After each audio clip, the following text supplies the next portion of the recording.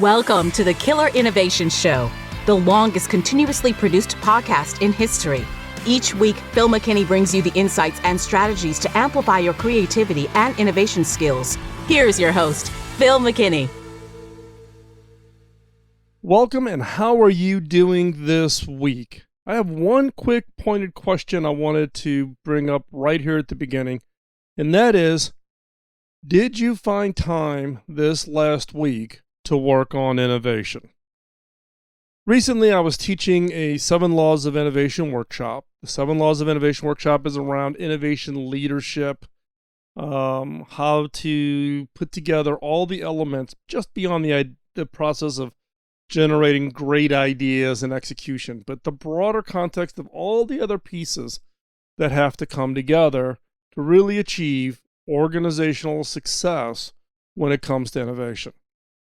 One of the feedbacks that I got that was repeated multiple times at the end of the workshop and questions that came up during the workshop was around finding time. Time just to think, time to innovate, time to drive execution, time to pitch. Time became that constraining resource, that thing that was just, you couldn't get enough of no matter how hard you tried. So today's topic is how to create time for innovation. How do you create it? How do you find it? How do you protect it? How do you prioritize it? And then today's topic, I'm sharing with you a lot of my own experiences, both my frustration, both as an innovator, but also as a leader. How do you lead teams? How do you lead organizations to prioritize time for innovation? So you're not going to want to miss this show. But before we jump into it, got a favor to ask. Can you like and share this episode with others? Others within your team, others who you think are frustrated and challenged by the same issue around time, making time a priority. So go ahead, like it, share it, let others know, help us let other people know about the show. And with that, let's jump into this week's episode of Killer Innovations.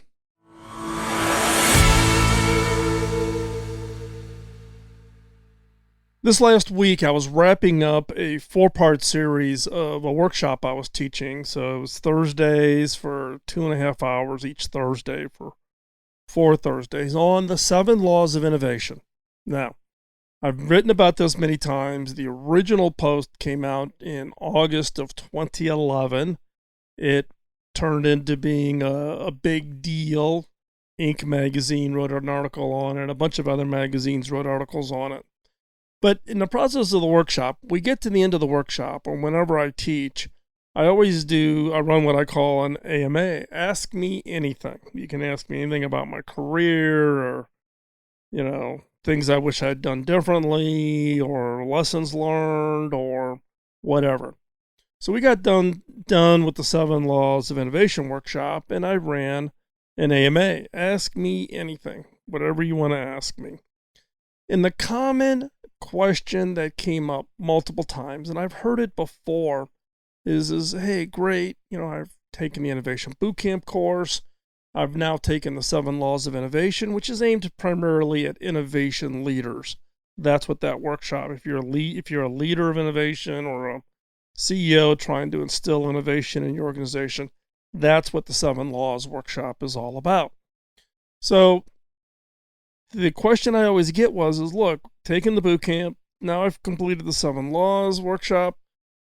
My problem is I just don't have enough time. I've got everything else going on. I've got projects. I've got to deliver. I've got, fix this problem and do this and run around and do that.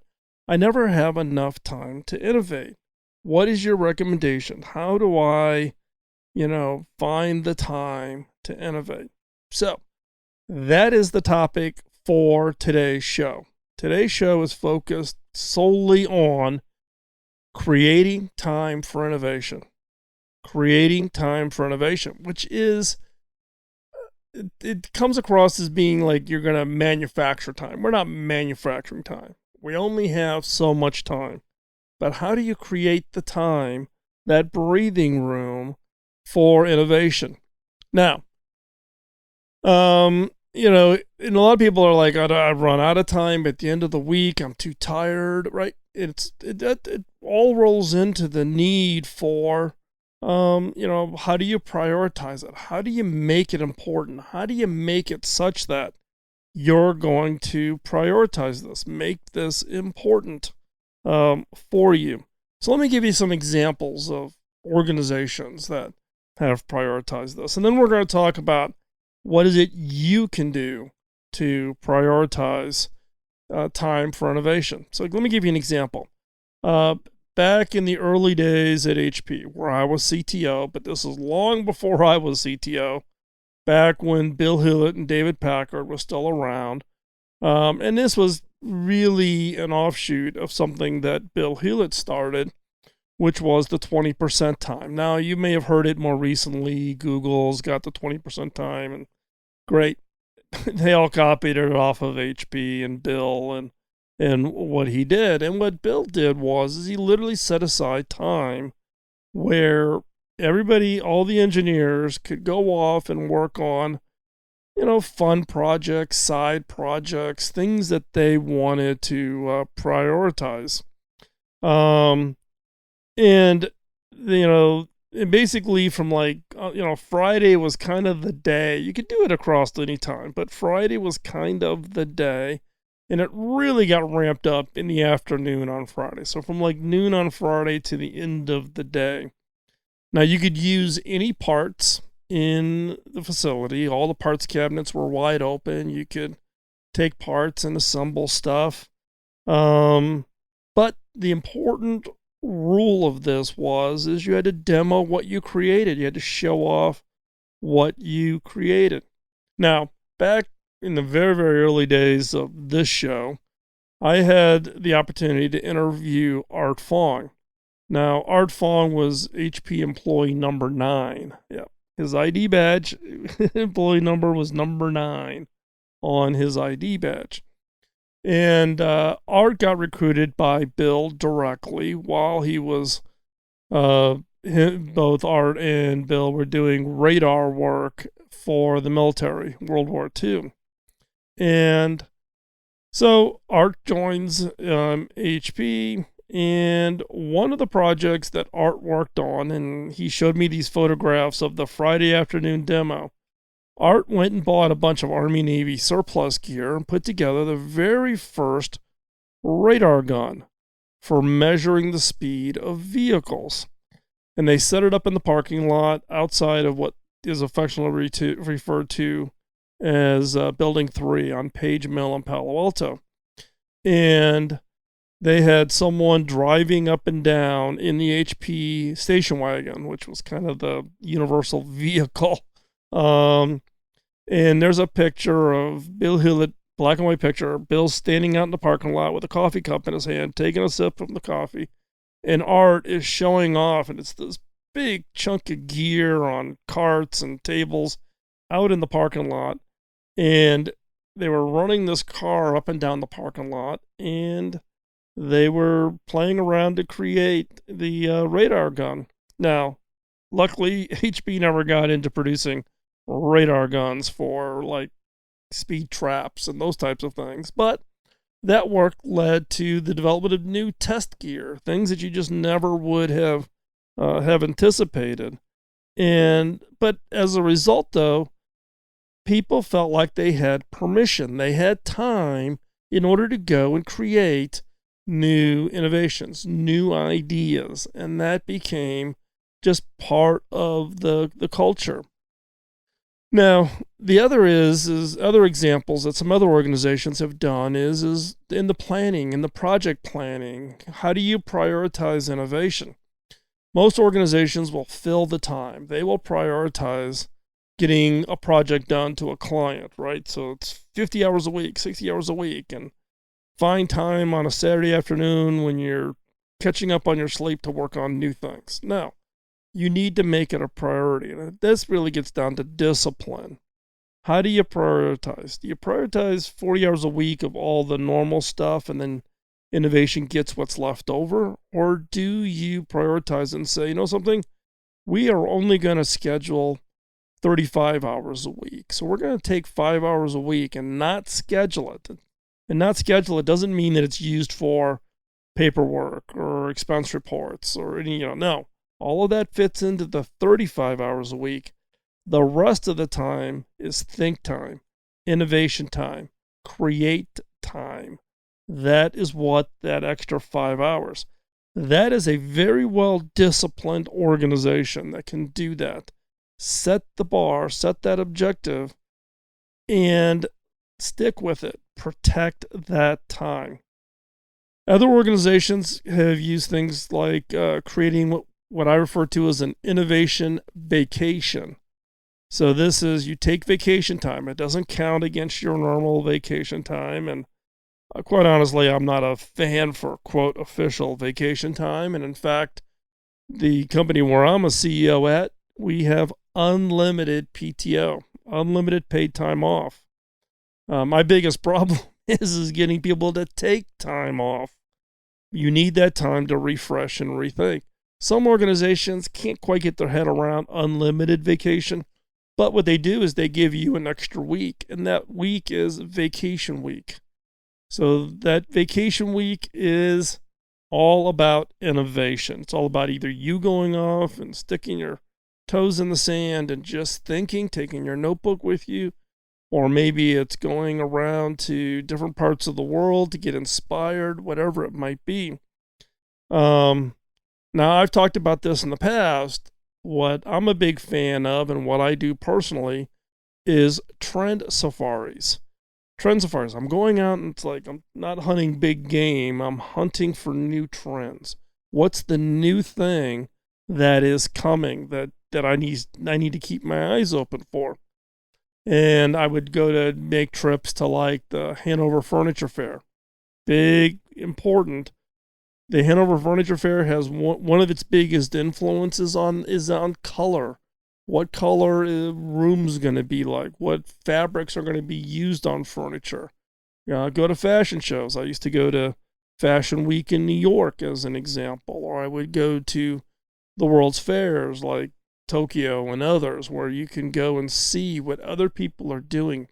So Trend Safaris was one of those, quote, innovation vacation activities that I have taken, and I just find them so beneficial, so impactful, that, in my frustration, I don't get to do enough of those. But I'm doing them today in the form of traveling around in the U.S., seeing what innovators are working on that are kind of outside the spotlight. These are not innovators that are going to be on the front page of Inc. or Fast Company or on the online sites. These are small little innovators doing very interesting work in the parts of the country that 99% of the people will never travel to.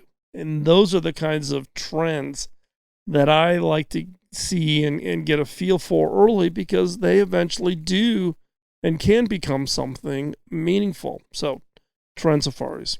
Now, this is great. These are all things that other people can do. You're thinking, oh, this is great.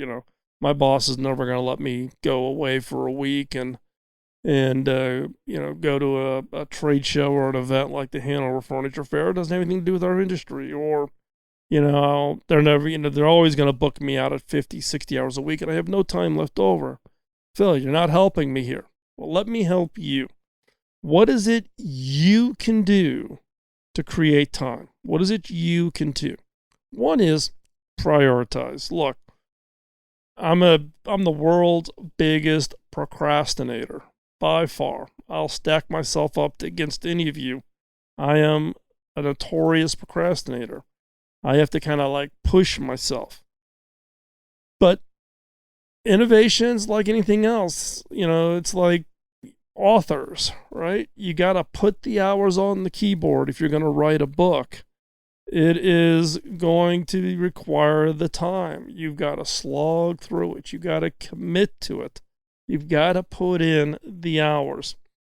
And what I've learned both as an innovator and as an author, and they're very, very similar, is consistency is more important than quantity. It isn't about that you got to go spend 10-hour days. If you could just go spend an hour a day and do it every day for 1 hour, you will make huge progress versus waiting until you could find that 10-hour block of time, which might happen once a month, once a quarter. Just do an hour a day. Do a half hour a day. Do 15 minutes a day. Those 15 minutes quickly add up, and that's how you create innovations, new ideas. Write a book, create a course, create a new product. 15 minutes a day. That's all you need to do. I sound like a health club advertisement, but this is kind of what it is, right? You've got to be consistent. Consistency is more important than quantity. And third is accountability. Accountability. Tell somebody else what you're going to do. You're going to say, look, I'm going to do 15 minutes a day, and I want you to make me accountable. Ask me at noon. Send me a text message to tell you how many words did I write today, or how much time did I spend, or how many ideas that I come up with in my 15 minutes today. You need to be accountable. Look, I thought about writing a book for many years. It was always a dream of mine. Well, until an agent actually approached me after listening to the podcast and said, hey, I think you've got a book here. And he actually helped me put together the whole book proposal. He marketed to the publishers. We ended up with 9 publishers interested in the book. All of a sudden, I have a book deal. That's the ultimate accountability. An agent who put in that kind of time, and now I have a signed contract where I'm committed to produce a certain number of words by a certain date. Accountability. Who is going to be your accountability partner? Because if innovation's important, then you're going to prioritize that, but you need to be held accountable. Find an accountability. The other thing you can do is talk to your boss, right? Show what you are doing to prioritize. Do the work first. Don't go to the boss and the boss says, hey, not right now, we're kind of busy, blah, blah, blah, blah, blah. And then you sit back and go, see, I don't have any time. No, don't use that as a cop-out. Prioritize your time. Even if it's just 15 minutes of your own time, get up 15 minutes early, spend 15 minutes in your idea notebook working on ideas. Show that to your boss. Show that you're putting that time in first. And then ask for some guidance. Say, hey, how do I prioritize this work on creating innovations against everything else that's on my plate? Where does this fit in? And then also create some deliverables early. Show your boss the benefit of you having just a little bit of time in your day focused on creating innovations. That can be hugely valuable. And so, again, talk to your boss.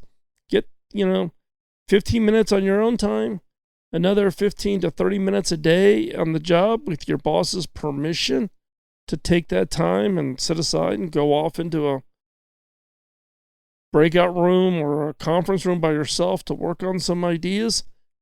Those chunks of time start to add up and can become quite meaningful. Once you have that time allocated, protect it. Protect it. It's like exercise. You're going to get up, you're going to go to the gym, right? If you don't protect that time and you start like, oh, I'm tired today, I'm going to sleep, pretty soon you're out of the habit. And what's the saying? Was if you do it, 30 days or 60 days or whatever it is, if you do it enough days, it becomes habit. You need to do this. You need to create the time to innovate. Creating time for innovation is critically important. Without time, 0 ideas, 0 innovations will result. Time becomes that catalyst. But you got to do it. Do it for 30 days. Do it for 60 days. Because once you've done it, 15 minutes a day or 30 minutes a day, whatever you can prioritize, then it becomes habit. Then you get up and it just becomes part of the natural process that you are going to do. So you want to protect it and turn it into a habit. So those are the things that you can do. You can prioritize it. You need to be consistent. That's more important than quantity. You need to set up accountability. You need to talk to your boss, get them to allocate that little bit of time. And then once you started creating these times, you prioritize those 15 minutes, protect it. Do it every day. If you've got an early morning call at 6 o'clock, get up earlier, but always carve out those 15 minutes or those 30 minutes each and every day. Now, if you are a leader, if you are a manager of a team, you're directing an organization, you're a vice president with multiple teams underneath you, the number one thing you need to do as a leader is give permission. Give clear, unambiguous permission to everybody in your organization to create time for innovation. Creating that time for them to think, creating time to work on ideas, creating time to come up with whatever the new product, service, whatever it is. Giving permission. Now, you can do that by setting aside time. You know, maybe you don't do Google's 20% time, or what HP did, which was the noon on Friday through the end of Friday, which always tended to end up with a beer bash, by the way. Good old Silicon Valley days. But something, even if it was, one day a month, where you set aside, where it was just innovation day. Some organizations create twice a year hackathons, and it's like a 2 or 3 day thing. Teams come together and they spend 3 or 4 days and they hack an idea for a product and then present it to management. If you are a leader, don't wait for someone on your team to come to you and say, hey, can I get some time? And can you help me? Be a leader. Give permission. Tell people clearly, say, hey, you have permission to prioritize 2 hours a week, 3 hours a week to just thinking, working on coming up with that new product or that new service. Give permission. It is so, so important. So, as I started off, what I'm talking about here is you can't actually manufacture time. You cannot create time. Time is a perishable. We get a certain amount of it. When it goes past, you can't get it back. You can't put it on the shelf. You can't store it in the freezer and thaw it out when you need it. When it's gone, it's gone. We only have a certain amount of it. And that's once we don't have it, we don't have it. But you need to create time by setting those priorities. You need to prioritize innovation. You need to prioritize thinking time. You need to prioritize your creativity to come up with whatever that new idea is. You need to prioritize that. And that becomes really the thing that determines whether you are an innovator or not, right? How important is it? Look, innovation is the number one skill CEOs are recruiting for. Most recent survey asking CEOs to rank the most important skills. Some of you may think, it's technology, cloud, supply chain, whatever. No.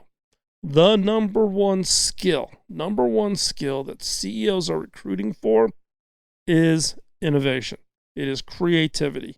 They're looking for people who can come in and create that next product, that next service, that next thing that's going to differentiate themselves. And look, innovation is absolutely key to competitive success. One organization's ability to innovate will determine its long-term success against its competitors. So, create the time for innovation. Not next week, or I'll work on it next month, or I'll make that a New Year's resolution. No. Starting today, starting right now. At the end of this discussion, get that pen, get that notebook out.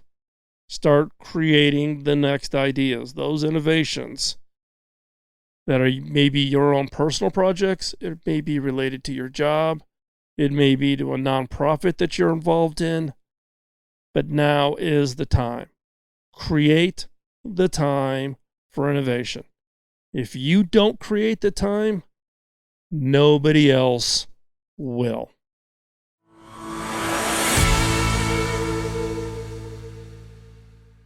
Today's the day you need to start prioritizing the time to innovate. Nobody else is going to create that time. Nobody's going to come and say, "Well, here you go." You need to prioritize. You need to prioritize your personal time. And I don't know about you, but there's things that I do that if I really got down to it and asked myself the hard question, it would definitely be a lower priority than working on my ideas, my innovations, the things that I want to create, problems I want to go solve through my own human ingenuity, my own personal creativity. So take the time, set yourself that objective. Tomorrow morning, you're going to wake up 15 minutes before you have in the past. And in those 15 minutes, you're going to come up with 5 ideas. 15 minutes, 5 ideas, starting tomorrow morning. And then the next morning, you're going to come up with 5 more. And the next morning, you're going to come up with 5 more. And stick with it. Make it a 30-day habit. Do it every day for 30 days. Turn it into a habit. In just 15 minutes a day for 30 days, you will see major impact, a major list of great ideas. In fact, so many ideas, you're not going to know what to work on first. So, starting tomorrow, 15 minutes, prioritize it. As with the end of every show, I always ask a favor, and that favor is help me pay it forward. The time that I and my team, we devote to the podcast and creating it and posting the content and the show notes, scheduling guests, all of those types of things. We do this free of charge. We've never charged for the content. We do this as a way of paying it forward, making this available to you to help you think about and encourage you and give you some insights on what has worked for me and what hasn't worked for me over my 40-year career in the innovation game. So, hopefully you find that valuable. The way you can help me is to pay it forward. My mentor, who invested in my career 40 years ago, when I asked how I pay it back, Bob laughs and goes, "You can't pay it back. You have to pay it forward." This podcast, starting 17 years ago, is around paying it forward. It's my way to say thank you to Bob by sharing what I learned with others. So help me pay it forward. Tell somebody about the show. Tell somebody about, point them to the website. Share a particular content with them. Give us a review wherever you get your podcast on. Google Podcast or iTunes or iHeartRadio or Spotify or wherever it is you listen to us, give us a review. I would greatly appreciate that. As I've shared, we are traveling. We've got a whole bunch of trips coming up. You can follow us. I'm probably not being as good at it as I should over on Instagram. So just search for Phil McKinney on Instagram, and I'll try to be a little more diligent about posting pictures over there. But also, we do have some trips coming up. We will be at a trade show at the end of, I shouldn't say end, second week of October. If you're interested, that will be in Atlanta, Georgia. If you're interested in that, let me know, and I might actually even be able to get you a pass. Can't guarantee it. I can try. If you want to come see the bus and see how we do this show while we're traveling on the road. So with that, again, let other people know. That's the only way we can let people know about the show is by you telling your friends, telling your coworkers about us. And we would greatly, greatly appreciate it. Thanks for the time. I know it's a lot of time on your busy schedule. You dedicated to get the podcast, listen to it. I greatly, greatly appreciate it. And with that, have a great week. We'll talk to you real soon. Bye-bye. Podcasting nonstop since 2005, this has been the Killer Innovation Show on the Innovators Network.